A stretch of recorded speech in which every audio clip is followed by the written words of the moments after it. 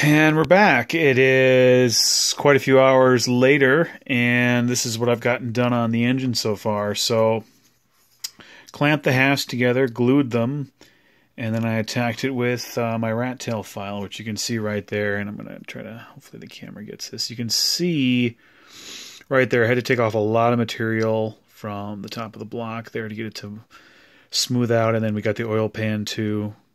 Had to get rid of that seam, and then I went into back here through the transmission area with X-Acto knife and file. As you can probably see, because of the black plastic, a lot of work had to get done to this thing to make it reasonably square. A lot of the rough edges we're going to cover up with paint. I know a lot of guys don't like to do that, but that's my methodology. I left the water pump area a little bit rough because it's going to get covered up by the fan and pulleys assembly, so don't need to be perfect on that one. Let's see, those are the exhaust headers that are drying. There's a lot of really nasty sink marks in them because it was a crummy kit back in the day. So I've got just a couple drops of super glue in those. We're going to let those dry, and then we will slowly kind of shape it in so it looks more like a tube like it's supposed to. The valve covers for the engine were chrome. We're going to leave them that way because this is going to go in a street rod.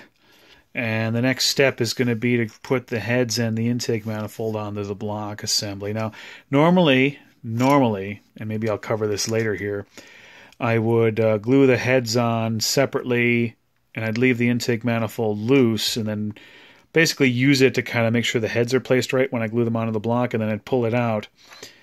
The block and heads here are all going to be the same color. This is going to depict, it's like a 1960s, 1970s street rod motor, so the entire block, oil pan to heads, is all going to be the same color.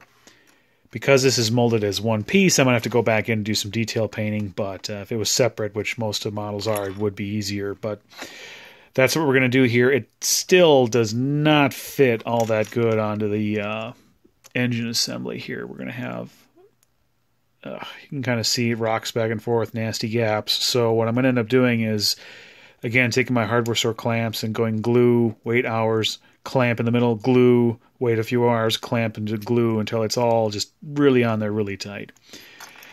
We'll do that. I'll do some painting on it, and when I think a good place to kind of track progress comes up, we'll join back in and see what it looks like.